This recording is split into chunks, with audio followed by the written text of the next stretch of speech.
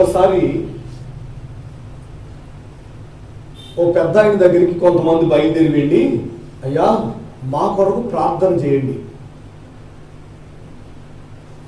మీరు ప్రార్థన చేస్తే దేవుడు మీ ప్రార్థన ఆలకిస్తాడు, మీరు చెబితే దేవాది దేవుడు మా పక్షముగా మీ విన్నపాలన్నీ మీ విజ్ఞాపనలన్నీ ఆయన అంగీకరిస్తాడు, మీరేదైతే చెబుతారో దేవునికి అది అక్షరాల ఆయన ఆలకించి అంగీకరిస్తాడు, కనుక ఇదిగో మా పరిస్థితులు బాలేదు, మా కుటుంబ పరిస్థితులు బాలేదు, మా వ్యక్తిగత జీవితాల్లో భయానకమైన పరిస్థితులు ఉన్నాయి, కనుక వీటన్నిటినీ మీరు జీవముగల దేవుని సన్నిధానానికి తీసుకువెళ్ళి ఈ విషయాలన్నీ మా కొరకు ప్రార్థన చేయండి అయ్యా అని ఓ పెద్ద ఆయన దగ్గరికి కొంతమంది బయలుదేరి వెళ్ళి చెబుతారు. వాళ్ళు చెప్పినట్లుగానే ఈ పెద్ద ఆయన దేవుని సందులో ప్రార్థన చేయడానికి, వీళ్ళ పక్షముగా దేవుని సందులో విజ్ఞాపన చేయడానికి ఈ పెద్ద ఆయన అంగీకరిస్తాడు. అంగీకరించిన తర్వాత వాళ్ళ మరో మాట ఏం చెప్పారంటే, మీరు ప్రార్థన చేస్తారు కదా, మీరు ప్రార్థన చేసిన తర్వాత ఆయన ప్రార్థన ఆలకిస్తాడు కదా, ఆయన ప్రార్థన ఆలకించిన తర్వాత ఆయన ఒక మాట చెబుతాడు. ఎవరికి చెప్పమని? మాకు చెప్పమని.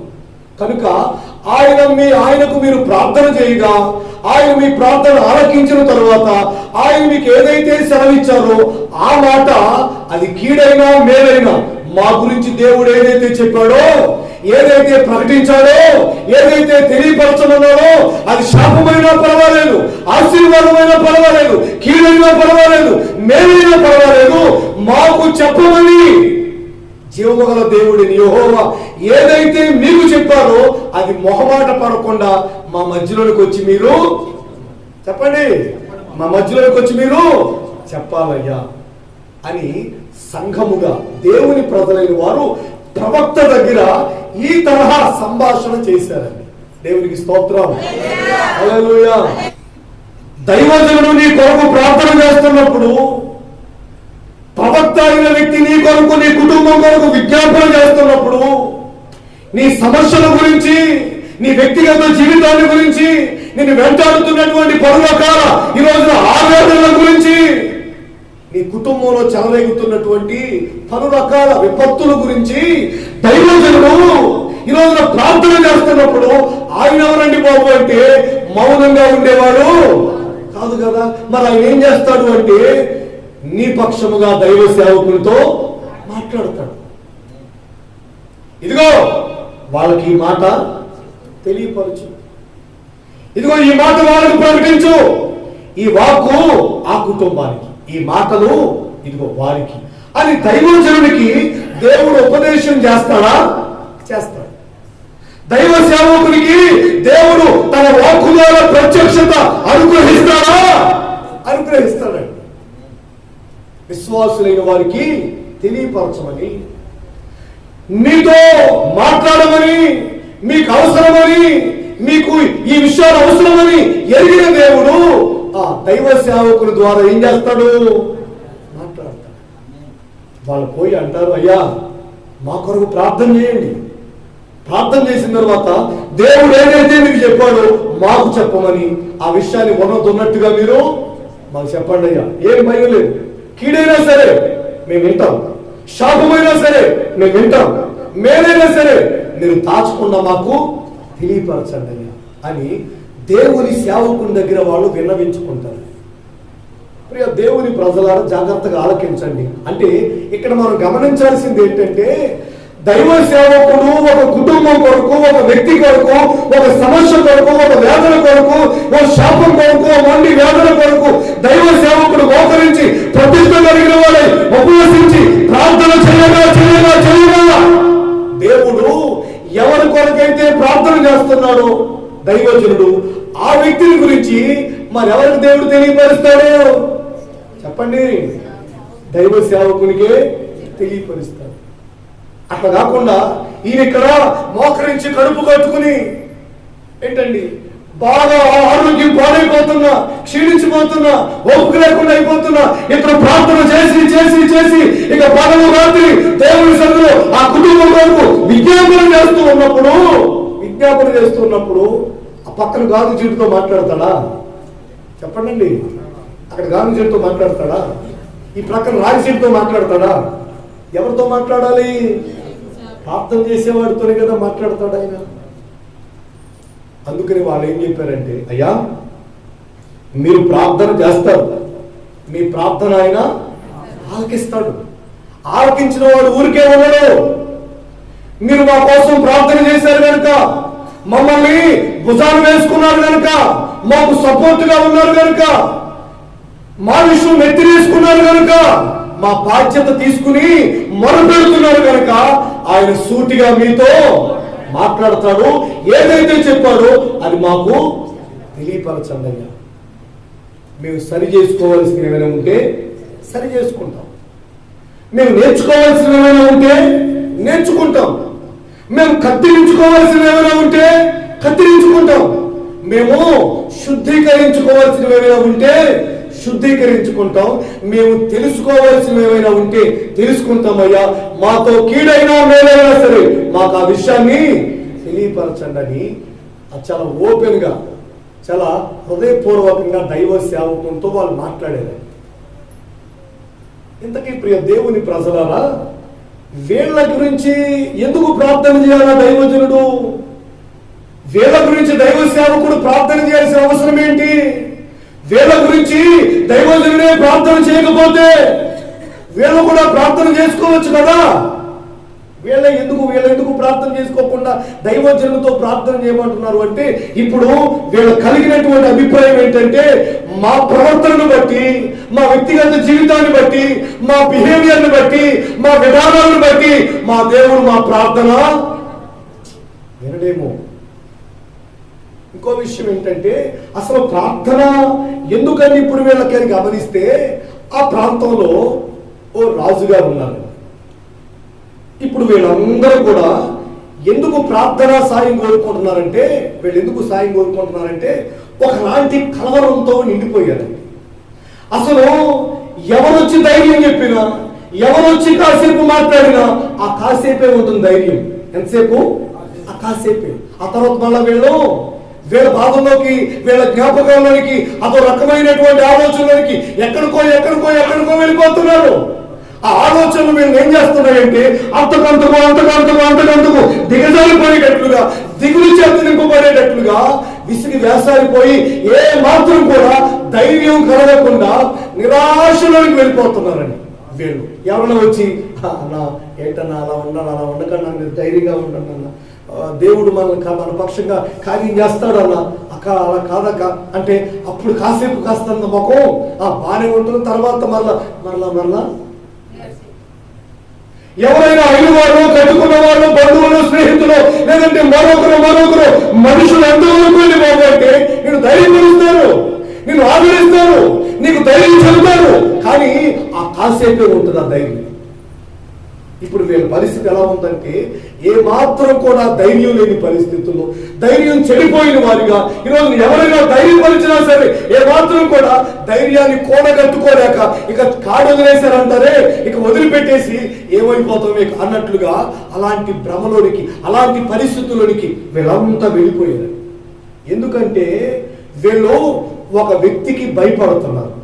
ఒక వ్యక్తికి. ఆ వ్యక్తి ఎవరండి బాబు అంటే బబులోను రాజు అట. చెప్పండి, ఎవరు అతను? బబులోను రాజు అనే వాడికి భయపడిపోతున్నారు. ఇప్పుడు ఏం చేస్తాడు? ఏమంటాడు? మమ్మల్ని ప్రశాంతంగా ఉంచడో? ఈ రోజున ఏ గలిబిలి తీసుకొస్తాడో కుటుంబంలోనికి, సంసారంలోనికి ఏ గలిబిలి తీసుకొస్తాడో, మా ప్రజల మధ్యలోనికి ఏ గలిబిలి తీసుకొస్తాడు అని ఈ బబులోను రాజు గురించి అనుక్షణము భయపడిపోతున్నాను, చాలా భయపడిపోతున్నాను. ప్రియ దేవుని ప్రజలారా, ఈ రోజున ఇజ్రాయేలుకు ఉన్నటువంటి భయం వల్ల బబులోను రాజు ఈరోజు మీ మాటలాలకిస్తున్న ప్రియ సోదరి సహోదరులారా, అతనెవరికో భయపడుతున్నారు. ఇజ్రాయేలు అనేవారు బబులోను రాజుకి భయపడుతున్నారు కదా అని ఈ రోజు మీరు చాలా సింపుల్ గా తీసుకున్నారు. వాళ్ళేమో ఆ రాజుకి భయపడుతున్నారు. ఈ రోజున నీ వ్యక్తిగత జీవితంలో కూడా కొన్ని భయాలు ఒకసారి బాగా ఆలోచన చేయండి. కొంతమందిని గమనిస్తూ ఉంటే కొంతమందికి ఉండే భయం, ఇజ్రాయేలు భయం ఏంటంటే బబులోను రాజు జీవితాన్ని ఏం చేస్తాడు, బబులోను రాజు కుటుంబాన్ని ఏం చేస్తాడు, బబులోను రాజు మా వ్యక్తి వ్యక్తిగత జీవితాన్ని ఏ విధంగా శాపంగా మార్చేస్తాడో, ఎన్ని శ్రమల పాలు చేస్తాడో అని ఇశ్రాయేలు భయపడుతుంటే, ఈ రోజున చాలా మంది వాళ్ళ జీవితాల్లో కూడా చాలా విషయాలకి వాళ్ళు బబులోను రాజుకు భయపడుతున్నట్లుగా ఈ రోజున చాలా మంది విశ్వాసులను పిలువబడేవారు, యేసుక్రీస్తుని ఎరిగి ఉన్నామని చెప్పేవారు కూడా చాలా విషయాలకి భయపడిపోతున్నారు. ఏంటంటే ఆ విషయాలు అంటే కొంతమంది ఆర్థిక విషయాల గురించి భయపట్టుకున్నారు. ఏంటో పరిస్థితి, రాబోయే రోజులు ఎట్లా, మనం ఎలా బ్రతకాలో, ఇప్పుడు ఎలా ఉంటే ఇక రాబోయే రోజుల్లో ఎలా ఉంటుందో కుటుంబం, పరిస్థితులు ఏంటో, పిల్లలేంటో అన్నట్లుగా ఒకలాంటి భయం. రేపు పొద్దుట నా భవిష్యత్తు ఏమవుతుందో, ఏమైపోతుందో, నాకేమవుతుందో అన్నట్లుగా అదొక భయం. ఈ రోజున ఆర్థిక విషయాల్లో కొంతమంది భయం పట్టుకుంది, ఆరోగ్యం కొరకు కొంతమందికి భయం పట్టుకుంది, ఈ రోజున పిల్లలు చూస్తే కొంతమందికి భయం పట్టుకుంది, ఈ రోజున తల్లిదండ్రులైన వారు ఈ రోజున వాళ్ళని చూస్తుంటే వాళ్ళు కొంతమందికి భయం పట్టుకుంది. ఈ రోజున చూస్తూ ఉంటే ప్రియ దేవుని ప్రజల ప్రతి వారికి ఏదొక భయం, ప్రతి వాళ్ళకి ఆ భయం గుప్పిట్లో బందీలుగా మారిపోయి బిక్కుమంటూ ఈ రోజున మనిషి కనబడితే కాస్త ధైర్యం, మనుషులు ఎవరు లేకపోతే ఒకలాంటి అధైర్యం. ఏదైనా మంచి విషయాలు ఆలోచిస్తే ఆ ప్రభు అది కాసేపు సంతోషం, మరలా కాసేపట్లోనే నిరాశలోనికి. ఇలాంటి పరిస్థితులు చాలా మంది జీవితాల్లో కనిపిస్తున్నాయి. 4 మంచి మాటలు పడితే పర్వాలేదులే ఇక అని అనుకుంటారా? ఆ తర్వాత ఏదైనా చిన్న సమస్య వస్తే నేను అనుకున్నదే కరెక్ట్, అసలు ఇది కాదు, అసలు ఇంతే, ఇక మారదు, ఈ పరిస్థితి ఇంతే, ఇట్లానే ఉంటుంది ఈ పరిస్థితి, ఇలానే ఉంటాయి ఈ పరిస్థితులు, ఈ సమస్యలు ఇలానే ఉంటాయి అని అప్పటికప్పుడే మరలా నిరాశ పడిపోతారు. ఇలా చాలా మంది భయంతో బ్రతుకుతున్నారు. అలానే ఇశ్రాయేలీయులు కూడా ప్రియ దేవుని ప్రజలారా చాలా భయపడిపోతున్నారు. ఎవరికి అంటే బబులోను రాజుకి. ఎందుకంటే ఏం చేస్తాడో, ఏం జరుగుతుందో, ఎలా వేధిస్తాడో, ఎలా బాధిస్తాడో, ఎలా శోధిస్తాడో, మనల్ని కాసేపు ప్రశాంతంగా ఉంచుతాడో ఉంచడు అన్నట్లుగా బబులోను రాజుకు భయపడిపోతూ ఇప్పుడు ప్రవక్త అయినటువంటి ఇర్మియా గారి దగ్గరికి వచ్చారు వీళ్ళంతా. దేవునికి స్తోత్రం. హల్లెలూయా. చదువుతారు ఇప్పుడు ఆ వాక్య భాగం 42వ అధ్యాయం అండి, ఇర్మియా గ్రంథం.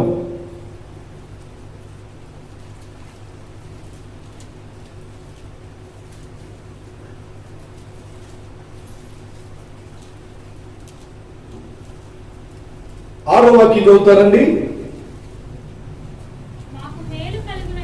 మాకు మేలు కలుగునట్లు మేము మన దేవుడైన యెహోవా మాట వినువారమై, అది మేలే గాని కీడే గాని మేము ఆయన యొద్దకు నిన్ను పంపు విషయంలో మన దేవుడైన యెహోవా సెలవిచ్చు మాటకు విధేయులమవుతాము. అయ్యా, అది మేలైనా పర్వాలేదు, కీడైనా పర్లేదు, నిన్ను యెహోవా యొద్దకు పంపిస్తున్నాం, ఆయన సెలవిచ్చిన మాట మేము వింటాం, ఆ మాటకి విధేయులం అవుతాం అని దైవజనుడైనటువంటి ఇర్మియా గారి ప్రవక్త గారిని దేవుని దగ్గరికి పంపించారండి. ఈయన ఏం చేశాడు? హల్లెలూయా చెప్పండి గట్టిగా, హల్లెలూయా. ఈయన ఏం చేశాడండి అంటే శుభ్రంగా గట్టిగా తిని గుట్టుగా నిద్రపోలేదండి. గట్టిగా తిని గుట్టుగా నిద్రపోలే. ఈ రోజున సేవ పేరు చెప్పి ఈ రోజు ఇంకో కార్యక్రమాలు, ఆ పని ఈ పని ఊరు 3 పనులన్నీ చేసుకుని తగలంటే లేదు. ఊరు 3 పనులని ఈయనకెందుకండి? కుక్క పని ఎవరు చేయాలా? కుక్కే చేయాలా? గాడిద పని గాడిదే చేయాలా? ఎవరి పని వాళ్ళు చేసుకు సావాలి కదండి. ఈయనేమో సంఘం భయం గుప్పిట్లో ఉండి, విశ్వాసులు ఆందోళన మధ్యలో ఉండి, సమస్యల మధ్యలో ఉండి, హృదయంలో నెమ్మది లేక, కడుపుకు తిండి లేక, కంటికి నిద్ర లేక, గడిబిడి మధ్యలో, కరోనా మధ్యలో, అయ్యో మా కొరకు ప్రార్థన చేయండి బాబు అని దైవ సేవకుడి దగ్గరికి వెళ్తే ఈయనేం చేయాలా? ఏం చేయాలా? పోయి దేవుని పాదాల చెంత కనిపెట్టి ప్రార్థన చేయాలి. అంతేగాని ఊరు 3 పనులన్నీ మేదేసి తిరుగుతాడా? అచ్చోసి రామోతు మాదిరిగా, ఊరి కోసం వచ్చేసి రామోతు మాదిరిగా ఊరు 3 పనులన్నీ మేదేసుకుని అవన్నీ తిరుగుతాడండి? లేదండి. మీకు ఏ సొంతం రాస్తాను, పెన్షన్ ఇప్పిస్తానని చెప్తానండి? చెప్పరు కదండి. ఈయన ఏం చేయాలంటే ఇప్పుడు దేవుని పాదాల చెంత కనిపెట్టి అహోరాత్రులు ప్రార్థన చేయరు. ప్రభువా ఆ కుటుంబం పరిస్థితి ఏంటి ప్రభువా, మీరు మాట్లాడండి, మీరు తెలియపరచండి ప్రభువా, అతని పరిస్థితి ఏంటి, ఆమె పరిస్థితి ఏంటి, ఈ సమస్యకు పరిష్కారం ఏంటి, మీరు ఏం చేయబోతున్నారు, మీరేం చెప్పాలి వాళ్ళకి అని దేవుని పాదాల చెంత ఏం చేయాలా, కనిపెట్టి ప్రార్థన చేయాలి. అలా ఇంచుమించుగా 10 దినములు దేవుని సందులో ప్రార్థన చేసిన తర్వాత దేవాది దేవుని వాక్కు ఇర్మియా గారి దగ్గరికి వచ్చిందని, ప్రత్యక్షమైంది. దేవుని వాక్కు ప్రత్యక్షమైందండో. ప్రార్థన చేసిన తర్వాత దేవుని వాక్కు ప్రత్యక్షమైంది ఇర్మియా గారి. ప్రియ దేవుని ప్రజలారా, మనం ఆరాధించే దేవుడు ఎవరండి బాబు అంటే ప్రార్థన ఆలకించేవాడు. చెప్పండి ఎవరు? ప్రార్థన ఆలకించేవాడు. ఆయన పేరుది. ఆయనకి రకరకాల పేర్లు ఉంటే ప్రార్థన ఆలకించువాడు అని ఆయనకి పేరు కదండి. ఇప్పుడు దైవజనుడు ప్రార్థన చేశారు చాలా దినాలు. 7వ వాక్యం చదువుతారా?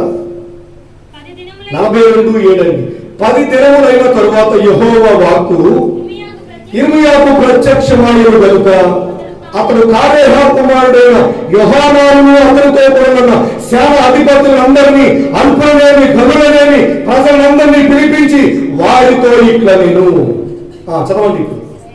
ఇశ్రాయేలు దేవుడైన యెహోవా సన్నిధిని మనవి చేయుటకై మీరు నన్ను పంపారు కదా.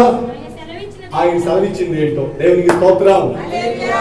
మీరు నన్ను ఏం చేయమన్నారు? అయ్యా మంచిగా సేవ చేయి బాబు, హల్లెలూయా, మంచిగా సేవ చేయయ్యా, మంచిగా సంఘాన్ని నడిపించుకోయ్యా, మంచిగా ఆత్మను రక్షించయ్యా, మంచి మంచి విషయాలు బోధించయ్యా, బాగా ప్రార్థన చేయయ్యా, అక్కడెక్కడ ప్రార్థన గుంటలు పెట్టయ్యా, దేవునితో మాట్లాడయ్యా, ఆ మాటయ్యా మాకు చెప్పయ్యా అని మీరు నన్ను పంపించారు కదా. పంపించారా లేదా? పంపించారు కనుక నేను వెళ్ళి చెరులో అక్కడ గట్లు చెరులో గట్లు దగ్గట్టి లేదంటే అక్కడ సిమెంట్ బత్తాలు వేయించి ఈ పని నాకెందుకండి. అందుకని నేను ఏం చేశానంటే దేవుని పాదాల చెంత ప్రార్థన చేశాను. నన్ను యెహోవా సన్నిధిని మనవి చేయమని మీరు పంపించారు కదా, నేను మనవి చేశాను. ఆయన వాక్కు సెలవిచ్చాడు. ఏమని చూడండి, వాళ్ళేమో పంపించడం, ఈయనేమో ప్రార్థన చేయడం, ఆయనేమో మాట్లాడటం. అర్థమవుతుందా? అర్థం కావట్లేదా?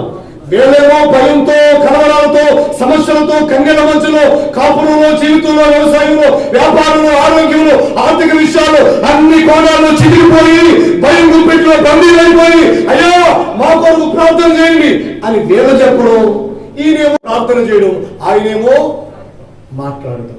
ఇది దేవుని ప్రజల మధ్యలో ఉండాల్సిన సంబంధం. దేవునికి స్తోత్రం, హల్లెలూయా. ఈ సంబంధం ఉండాలండి, ఈ సంబంధం ఉండాలి.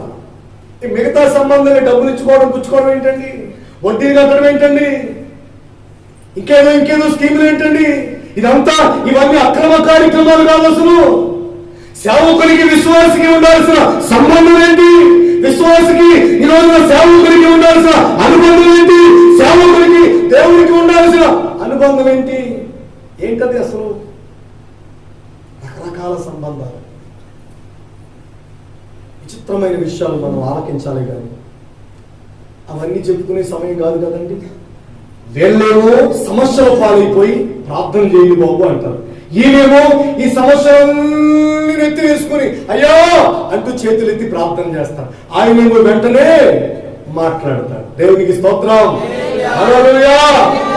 ఆయన ఏం మాట్లాడాడట ఇప్పుడు పెద్ద ఆయన చెప్తున్నారు చూడండి. ఆయన సెలవిచ్చినదేమనగా నేను మీకు చేసిన కీడును గురించి సంతాపముంది ఉన్నాను. మీరు తొందరపడక ఈ దేశములో కాపురమును ఎడలా పడగొట్టగా నేను మిమ్మల్ని స్థాపిస్తాను, పెళ్ళగించక నాటుతాను. మీరు బబులోను రాజుకు భయపడుచున్నారే, అతనికి భయపడకండి. అతని చేతిలో నుంచి మిమ్మల్ని తప్పించి మిమ్మల్ని రక్షించుటకు నేను మీకు తోడై ఉన్నాను. ఆమేన్ చెప్పండి. ఆమేన్. నా దేవుని పేరట ఆయన వాగ్దానం చేస్తాడు. ప్రార్థించినటువంటి ప్రవక్త గారికి ఆయన వాక్కు ప్రత్యక్షమైందట. ప్రత్యక్షమైన తర్వాత వాళ్ళ దగ్గరికి వచ్చి ఇదిగో మరి దేవుడు నాతో మాట్లాడాడు, దేవుడు మీకు చెప్పమన్నాడు, మరి చెప్తాను మీరు అంతా మరి మనిషికి 500 ఇవ్వాలా అట్లానండి. డబ్బులు బాసి మాట్లాడాడండి. మరి నాకు అప్పు ఉంది, మనిషికి 5,000 వేసుకుంటే అట్లా చెప్పాడండి. అట్లా చెప్పాడండి? చెప్పలేదు కదా. సంఘానికి ఏం చెప్పాలా? ఇదిగో దేవుడు వాక్కును ప్రత్యక్షపరిచాడు. ఇప్పుడు సంఘం అందరినీ, అల్పుల్ని పిలిచాడు, గనుల్ని పిలిచాడు. కొంతమందినే పిలిచి ఈ టెపారం బ్యాచ్ని పిలిచి, ఈ టెపారం బ్యాచ్ని, ఈ సొంత బ్యాచ్ని పిలిచి ఇలా కొంతమందితో మాట్లాడాడండి అయ్యగారు. అంతేనండి, అయ్యగారు కొంతమందితో మాట్లాడా. అల్పులనేమి గనులనేమి. పరిచర్య చేసేవాళ్ళు ఉంటారు, పాటలు పాడేవాళ్ళు ఉంటారు, ప్రార్థించేవాళ్ళు ఉంటారు, మోకరించేవాళ్ళు ఉంటారు, కాస్త ఖర్చు పెట్టేవాళ్ళు ఉంటారు, కాస్త ఎక్కడికి అటు తిరిగేవాళ్ళు ఉంటారు, పరిగెత్తేవాళ్ళు ఉంటారు, అందరూ ఉంటారు, గనులు ఉంటారు, అల్పులు ఉంటారు. అందరినీ పిలిచాడటండి పాస్టర్ గారు. పిలిచి దేవుడు సెలవిచ్చిన వాక్కుని వాళ్ళకి వినిపిస్తున్నాడు. ఏమని? ఆయన సెలవిస్తున్నాడు, మీరు ఏ విషయానికి, ఏ సమస్యలకి, ఏ కలవరాలకి, ఏ రోగాలకి, ఏ ఆర్థిక ఇబ్బందులకి మిమ్మల్ని భయపెడుతున్నటువంటి పర్వతాల పరిస్థితులు ఉన్నాయే, వాటిలో ఏ దానికి కూడా మీరు భయపడకండి. ఆయన సెలవిచ్చింది ఏంటంటే ఆయనే మీకు తోడుగా ఉండబోతున్నాడట. ఆమేన్, హల్లెలూయా. ఆయన మిమ్మల్ని నాటబోతున్నాడట. ఎట్టి పరిస్థితుల్లో మిమ్మల్ని విడిచిపెట్టక, బబులోను రాజు చేతుల్లో నుంచి విడిపించి, ఆ భయం గుప్పిట్లో నుంచి విడిపించి, ఆ కలవరాల నుంచి విడిపించి, ఆ కన్నీళ్ళ నుంచి విడిపించి మీకు క్షేమము కలగజేస్తానంటున్నాడు. ఆయన మిమ్మల్ని రక్షించడానికి మీకు తోడుగా ఉంటాడు.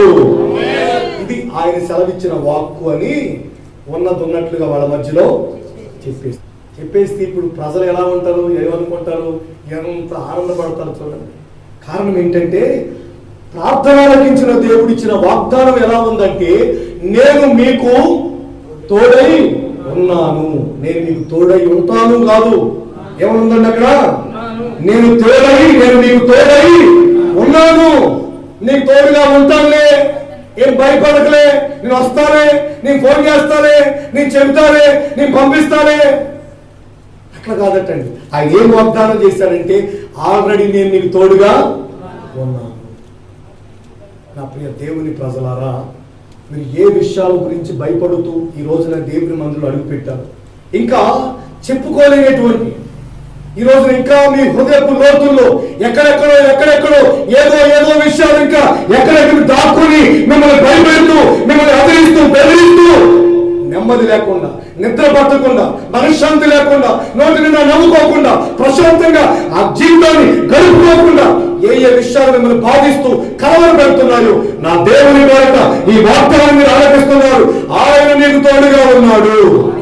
ఏ విషయాలకి మీరు భయపడకండి, ఏ వ్యక్తులకి భయపడకండి, ఎలాంటి శక్తులకి భయపడకండి, ఎలాంటి విషయాలకి మీరు భయపడక, బెదరక మీరు విశ్వసించాల్సింది ఏంటంటే ఆయన మనకు తోడుగా ఉంటాడా? ఉన్నాడా?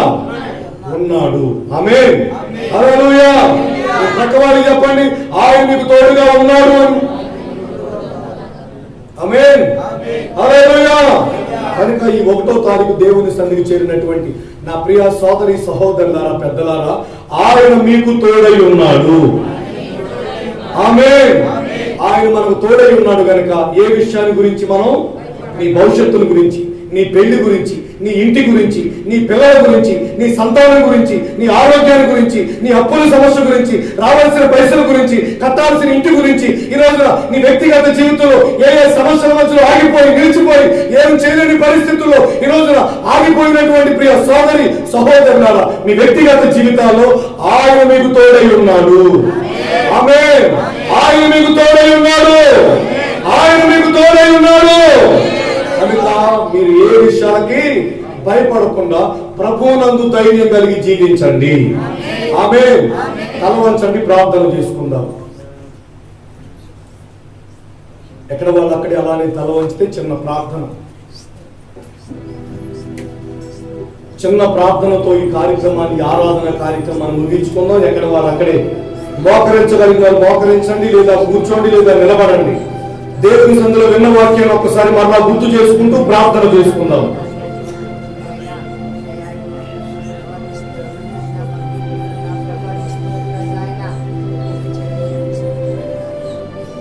ప్రభు ఇంతవరకు ఈ ఆరాధన కార్యక్రమాన్ని భారమెత్తి నడిపించినందుకు చేతులెత్తి స్తోత్రం చెల్లిద్దాం.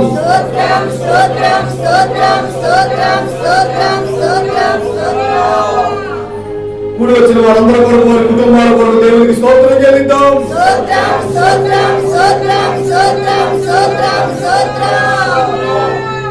ప్రతి వారిలో వాగ్దానం స్థిరపరచబడినట్లు స్తోత్రం చెల్లిద్దాం.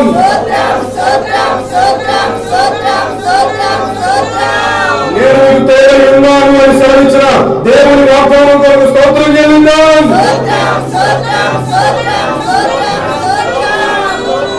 భయపడకండి సెలవిచ్చిన దేవునికి స్తోత్రం చెల్లిద్దాం.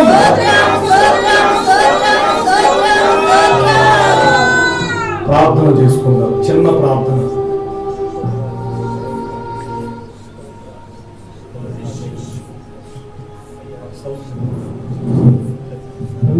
పరిశుద్ధుడా ఇదిగో మీరు మాతో ఉండాలని తండ్రి వాగ్దానం చేసుకుని దేవానికి స్తోత్రములు చెల్లిస్తున్న తండ్రి ప్రభా. నైనా ఇదిగో మీ ఘనమైన శ్రేష్టమైన నామానికి మీకు స్తుతులు స్తోత్రములు తండ్రి ప్రభా. నైనా ఇదిగో శ్రావకులు లోకకాంతిలో మీరు మాతో మాట్లాడేందుకు మీకు స్తుతులు స్తోత్రములు చెల్లిస్తున్న తండ్రి ప్రభా. నైనా ఇన్న వాక్యం మీ గుండు లోతుల్లో నీరు కట్టి ఫలించేందుకు స్తోత్రములు చెల్లిస్తున్న తండ్రి ప్రభా.